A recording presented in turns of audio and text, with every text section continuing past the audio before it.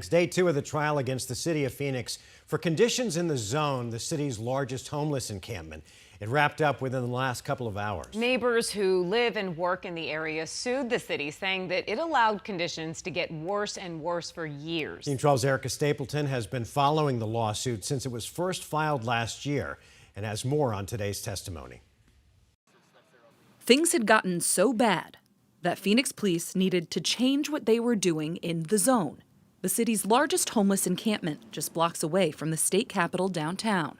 They recently added more officers, more overtime, cameras, and technology that detects gunfire, according to court testimony. Has there been a decrease in property crime in the Human Services campus area since this crime suppression plan was put into place? Yes.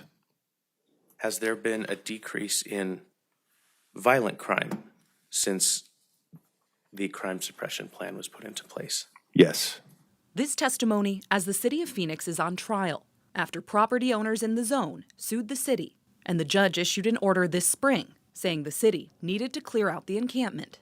Policing and enforcement, one of the many challenges the city of Phoenix says it faces while trying to do that. I would say the scope of it is quite enormous, and that takes a lot of resources. But property owners in the neighborhood who first brought the lawsuit against the city say the city's efforts thus far aren't cutting it. Still lots of violence occurring there. True? It's still high. Higher than most other areas in the city. True? True. Are unsheltered individuals living on the street in the zone currently in a safe, humane place? No, Do the plaintiffs in this case suffer disproportionately? I would say yes.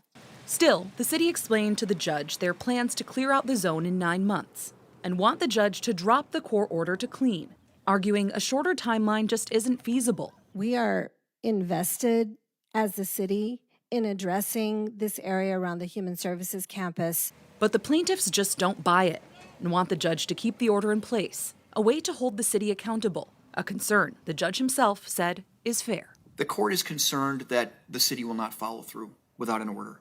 And there's good reason for that. The city, things were quote unquote in the works, but things were not done until we got in this case. That's the bottom line. Erica, well, that last comment there sounds like the judge has maybe made his decision. What is next for the trial? He still is, he has 60 days to come up with a decision. They actually gave their closing arguments just this afternoon, less than 2 hours ago. As I said, he has 60 days to make a ruling, although, he, the questions he asked and things he said, it made it seem like he was asking tough questions. I'll leave it at that. We can't decide for the judge, but he should be getting it out there. And he said he's going to probably get it out sooner than those 60 days because just so much is at stake here, especially just look at that encampment. And what comes next for the zone? Well, the city's plan, as of tomorrow, they're planning their next enhanced cleaning. That's going to be tomorrow morning. It's the 4th since May of this year where they started closing down blocks for camping after cleaning them up. That means they'll remove the tents, hose down the street, and try to get people to accept services to move out of that area. The city is also planning a structured campground that they're still working, we're still working to get more information on. It was just only made public last month. Yeah. The city's also said they increased their spending, and we're still getting details on that as well, including some details on their budget for all of this. All right, well, Okay. things seem to be progressing, but it sounds like lots to come. Erica, thank you. Thanks. Erica, thanks. And as we're working to answer all of these questions, we want to hear from our viewers. Send us an email, or you can even text us at 602-444-1212 with a question or comments that you have for the city. We'll use that feedback in our reporting as well.